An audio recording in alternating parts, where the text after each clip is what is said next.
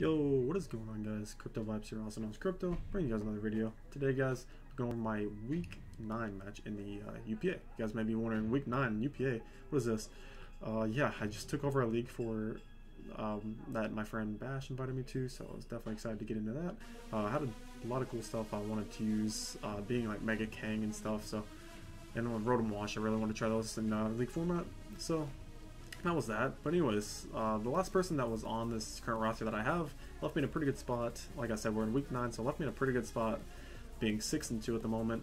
And winning out these last few matches is going to be important for placings for playoffs. I believe if I lose my last 3 matches, which is possible, I still couldn't get a playoff, so I definitely need to try my hardest to win all these matches.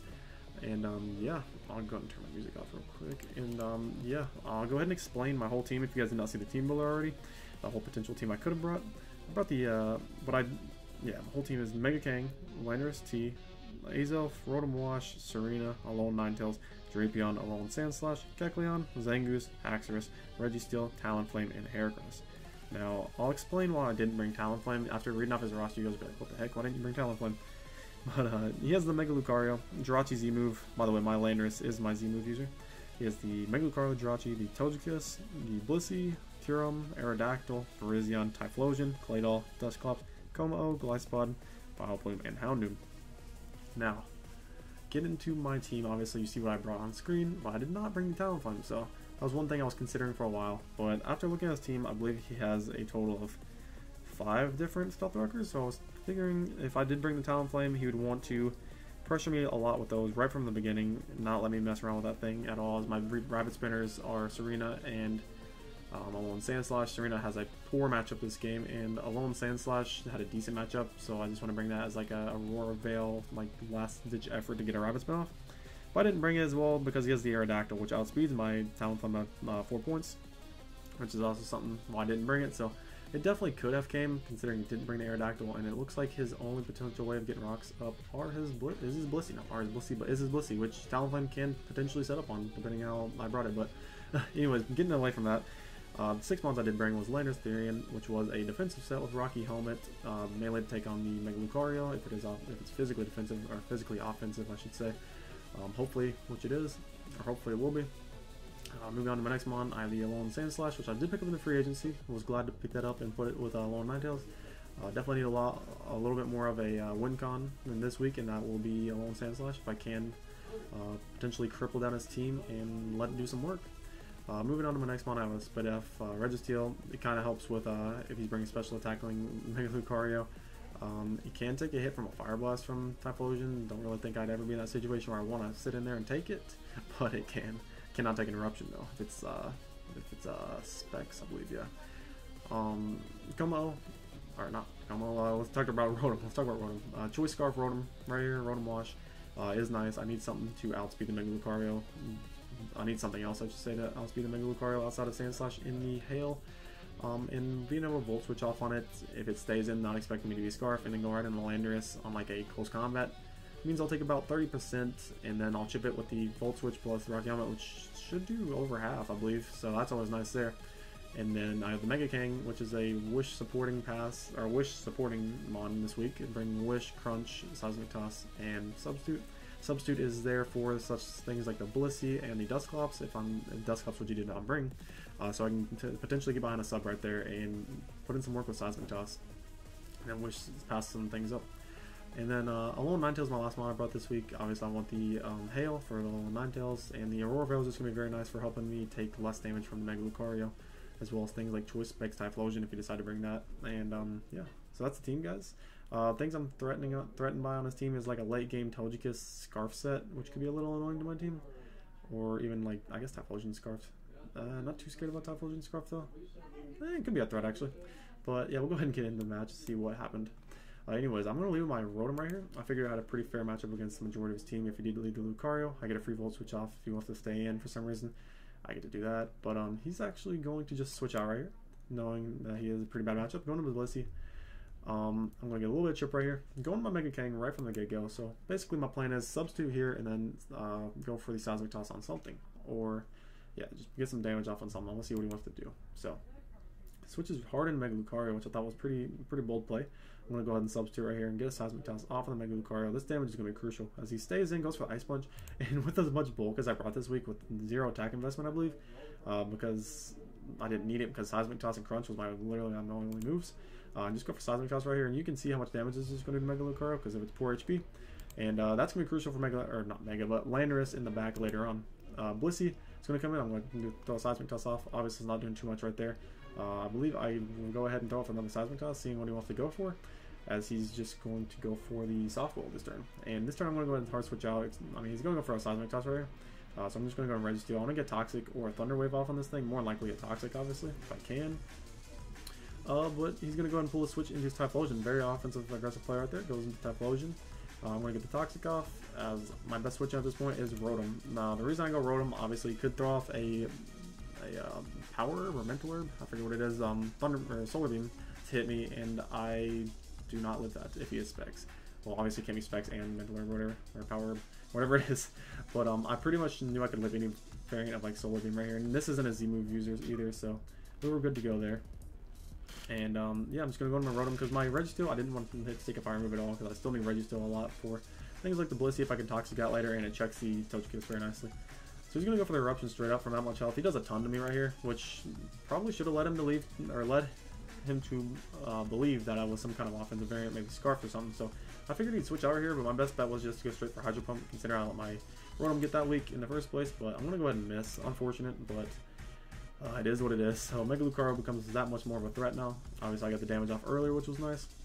I'm going to bring my Alolan Ninetales in here right now because I don't have a great switch in this thing. I could have went Kang, but I would have taken about 40% from the... I guess Kang could have been a good play in hindsight, but yeah, the Roarveil was always nice, as I'm going to go ahead and take this Eruption like a champ. Not really, but take the Eruption as he's going to get chipped down from the Hail plus the Toxic. So he's going to switch over here for... I don't know why I switched to Como right there. I still have to ask him about that play, I guess. But I get the Blizzard plus the Hail kill right there on Como as he's going to go into Glass Slide. So I basically switch out right here. Going into Registeel because I know I can take anything behind the Veil very nicely. I believe I go for Substitute right here because he cannot break my sub with anything.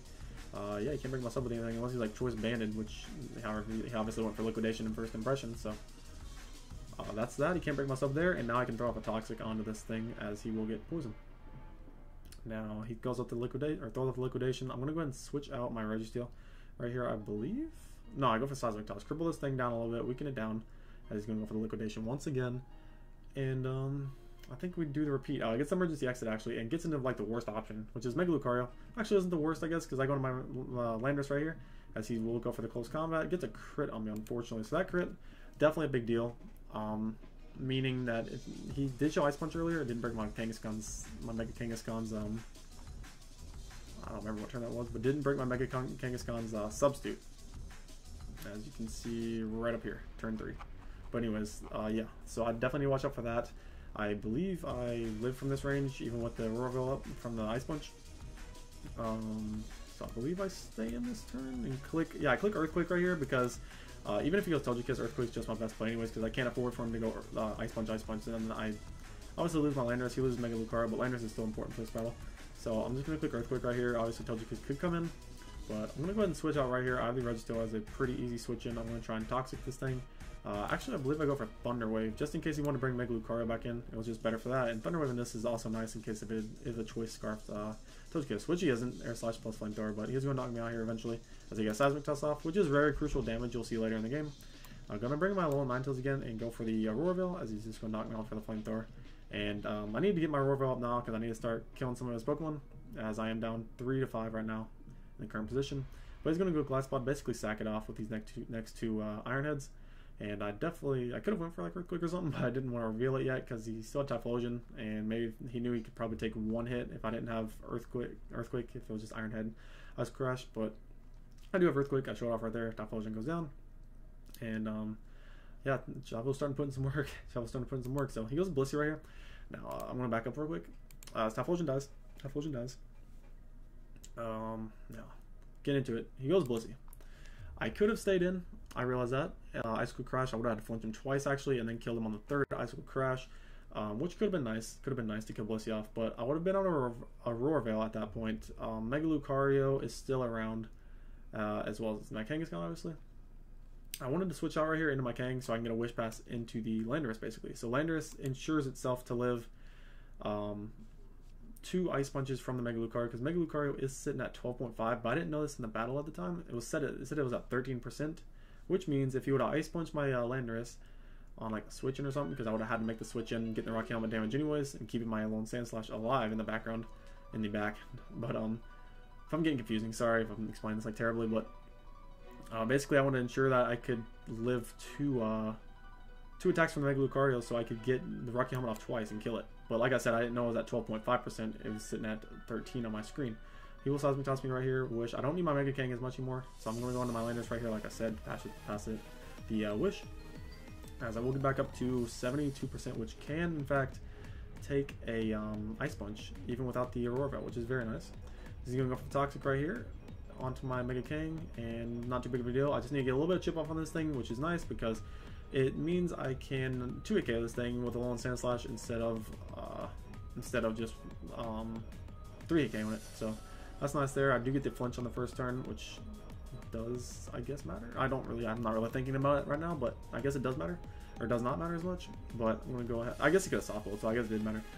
So I guess that was that. But anyways, I'm gonna go to my Landorus right here. Like I said, I could live an Ice Punch. He goes for the Ice Punch right there, thinking he could kill, I guess, and he wanted to make the prediction, because then it would have been. But then it still would have been Togekiss versus Sand Slash, and he would have hoped for a miss at that point. We'll knock out his Landorus. Or not his Landorus, gonna knock out his Lucario. As that now he's gonna go Togekiss. I still can't lose this game if I miss a Stone Edge plus an Ice Crash. At this point, I didn't know Iron Head could kill. I just want to go for Ice Crash to be safe on damage wise. Well, obviously, it wasn't safe for accuracy, but seeing that I missed a Stone Edge already, so I was gonna go for the Ice Crash. The crit did not matter at all, and that is gonna be the game 1-0. Definitely very close. And yeah, that Blissey turned out to be more of a problem than it actually should have. If I could have got Toxic off on that earlier, or potentially got my Rocks up, which probably should have been my better play, to play it slow, play the battle out a lot more my pace, slow down his Mega Lucario. It obviously did have all that chip damage from earlier, so it wasn't like he was going to bring it in every single time. And yeah, that's going to be the match, guys. Moving on to week 10, we do play the, I don't remember the name of his team, but we play Sketch. Yeah, Sketch AV. And we're both, he's sitting at number 1 right now, seed, and I'm sitting at number 2. So we're both 7-2. He has a better differential than me at the moment, but yeah, we'll see how that match goes, and then we'll have one more game after that, and we should be secure for playoffs right now. I think we are. Exactly. I'll just see how the scenarios go, but anyways, guys, that's going to be the video. If you guys enjoyed, go ahead and leave a like and subscribe if you are new. Really would appreciate it, and I'm out. Peace.